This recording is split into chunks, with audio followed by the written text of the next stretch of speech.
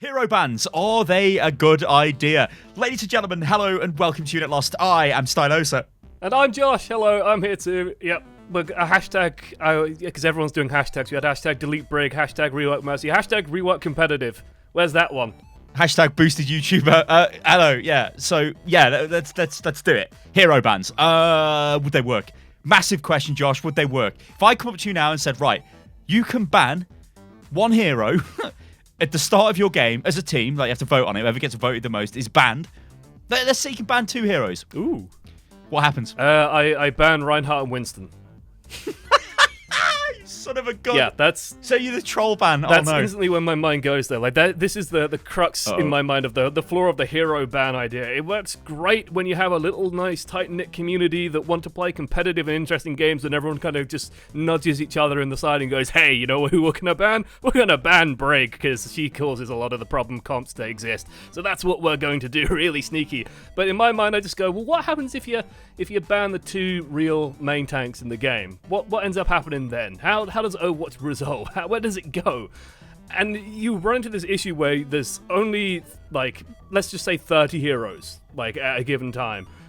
That's not a lot of heroes. And when tank rolls, like, you talk to any main tank player, Star, you play main tank, what's the two heroes you play the most?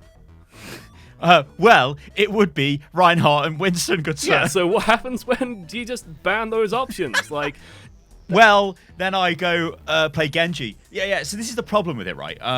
I think a lot of this comes from you don't want Brig in the game because Brig enabled a certain comp that we'll know of by now. So if we could go, Brig's banned, so she's banned out of the game, that's cool, right? But then people wouldn't just do that, would they? They would ban all kinds of stuff. And then it opens a whole can of worms at the pro level. Because I think this is something we really need to discuss because Overwatch League is a fairly big thing. If you were playing against Philadelphia Fusion and you ban Widowmaker on a Widowmaker map, what Carpe can't play Widow. He is arguably the best Widow there is. You have just banned the best Widow player from playing his hero. So he's got to play something else. Oh, in fairness... That's a weird place to be in my mind. I want to see them playing their best heroes, you know, if it's meta compliant. Yeah, I mean, in fairness, that does happen in sort of, you know, you take League of Legends and Dota and games where you can, you know, you normally see bans happen in those. You have like the pick ban phase and stuff like that, but with Overwatch, like, it's a different beast because there is hero switching, so, you know, people need to swap to certain things and do certain things, and what you'd see, I think, is just, you'd see probably the same hero bans in every single game, which is just whatever is in meta. So at the moment, you just see a lot of Brig bans just to get people off goats, and then you'd see, perhaps, I don't know, you'd see, like, maybe just... I actually don't know who they ban. Maybe McCree at the moment. Well, you'd see Doomfist, wouldn't you, back in the day? Back in the day, you'd see Doomfist. Maybe a Doomfist ban? You'd see Doomfist bans. Yeah. And you'd also run into the issue as well of just people going, oh my god, you didn't ban Doomfist? Well, GG guys, I'm throwing. So that's another one, because that happens a lot in League and Dota as far as I'm aware. It used to happen a lot in my day, at least when I used to play it. And so you run into that issue. But the big thing is, like, in those games, part of the strategy is like knowing, oh, well, they have the best Widowmaker in the world. So we're just going to ban Widowmaker every single time. And so you get into like this pick ban strategy. It's like a big thing for coaches and analysts is like looking at what the enemy team doing. Like if you're playing against Boston Uprising, who do you ban? You ban Tracer because Tracer basically carried that team.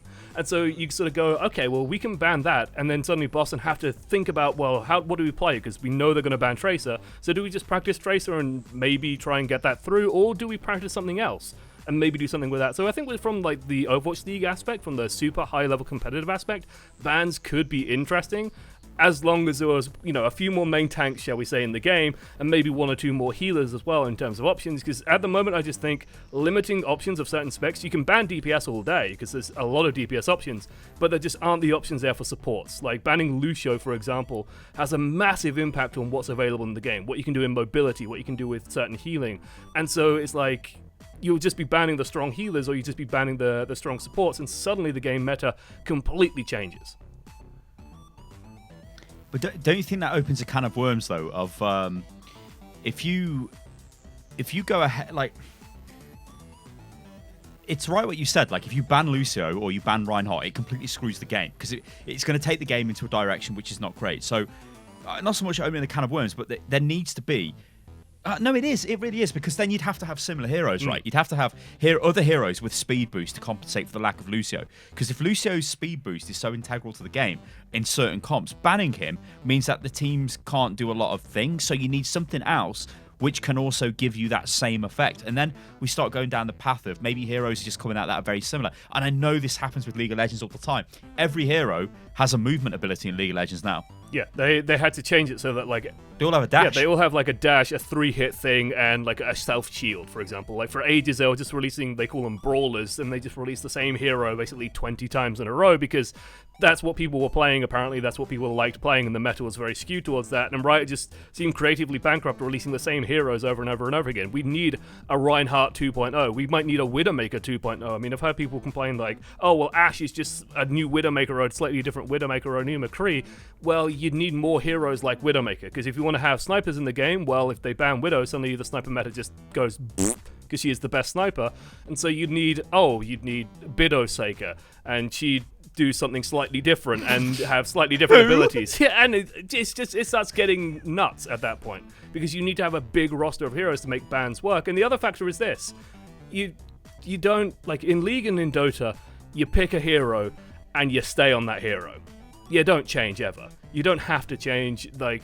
No, this is a good can't point. change. Yeah, this is something I've just totally disregarded in my head. In yeah. Overwatch, you can change and you need to change, and the part of the game is being able to be flexible and to change towards things. And I think that just by banning certain heroes, you open up the gateway to like, oh, well, we just have to run this comp then because that's all we can run. And that, we target some bans specifically to eliminate a strategy, and then we run the strongest counter to that strategy, and that's all the strategic layer in the game at that point then. Which is sort of what happens in Dota and League, but in Dota and League, you are locked in. In Overwatch, you are not. And having, like, pushing people towards being super locked in, because I know, we're talking about 222 as well, sort of at a similar time frame. Having some structure is fine, but pushing people towards one specific strategy by using stuff like bans, I think doesn't quite work. I think League as well. I mean, you see what the enemy team is when the game starts, so you know what they are. Like, you don't get that in Overwatch, because it's not the same. I mean, you can't really compare them, right? Because you've got the whole sort of farming phase at the start of League and whatever. Overwatch, you just got that first fight, and it's like, what's going to happen? Oh, we've walked around the corner. They've got a comp which has completely destroyed our comp. We need to go back to the drawing board. And if you don't, you get punished again. And then they've got ultimates online. Then they beat you with ultimates. So you're losing fight after fight because you're not swapping. And like you said, the big thing is swapping in Overwatch. So we don't know what the enemy team is. We see what it is after we lose the first fight. We then adapt to try and deal with it. But that's the bloody dream of Overwatch, right? Everyone's changing and all this stuff, which we know in reality doesn't happen. So my next question to you is, how would you even implement a ban system into Overwatch? It would be tough. I mean, there is a long period of time at the start of the game, right? There is just this ages period of like a minute and a half where all that happens is the defenders run and like jump around a little bit in their first location. They could easily just change the spawn so that first time you spawn, you just run pretty much straight out into that first area straight away. You just use whatever the second spawn is for the attackers, and suddenly you have this huge amount of time. So you could implement it there and just implement like either a captain ban where just one person randomly has to pick bans, in which case it's just like, oh, you didn't ban Mei? Oh my god, you noob! I'm throwing, picking Torbjorn, which will happen, I guarantee. And the other system is you just do some sort of voting, or you just do some sort of system where it's like, yeah, we all just voted to ban this, and these two heroes are now excluded from the game and don't get picked. I mean, we talked about this before, like the arcade exists. I'm fine giving it a try. I'm fine giving it a look, and there are communities out there experimenting with this system. I just think that when you get into the larger player base as a whole, it can fall apart a bit. Yeah. This is like it's a really difficult one, because hero bans are, I just don't think they work. Even if Overwatch had 50 heroes, 60 heroes, 70 heroes, I don't think hero bans are the way it should go, because of the fact you can just keep swapping your hero. Like, it doesn't.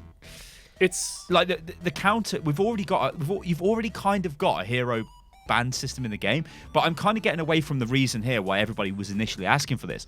It's because of things like Brigitte. It's not because of what we've just really discussed here, where it was like, okay, these guys are like super strong, yada yada yada. Maybe we should ban like Genji and Mei this game, for example. It's just heavily focused on this one hero that enabled one meta, so people want her out of the game. Yes. And that is like a very extreme answer to that, and also, it would stop certain things developing as well. If you just straight up could deny heroes from being played, it would change the game. Would it be in a good way? Would it be in a bad way? I don't know. Like, it's strange to me. That's the thing that I wanted to touch on next, which is like, where is the desire for hero bans coming from? And it's generally coming from the idea of, well, the community is fed up waiting for a balance patch. We're going to do it ourselves, and we're going to ban the heroes that we conceive as being broken. That's where the desire for hero bans is You've just summed it up beautifully. Exactly. That's 100% where that desire is coming from. Yeah. And so I think it's not the solution. It's like a temporary fix. It's like you said, it's a band-aid, it's a sledgehammer to a thing that could probably use a scalpel to fix. Like, it's more that Blizzard need to be responsive in going, well, hang on, Brig's having this huge impact on the game and having this massive detrimental impact. Doomfist is just completely the definition of anti-fun for a while, so we need to go in and tweak that as quickly as possible, and that doesn't seem to be happening. They don't seem to be sensitive or responsive enough to that feedback to go, oh my god, yeah, people really don't like this, we need to change it now. We need to change it quickly. And that, I think, is where that desire comes from. I'd agree. Ladies and gentlemen, let us know what you think about this in the comments below. Hero bans, do you think they'd work in Overwatch? I think there's some good arguments for and against hero bans.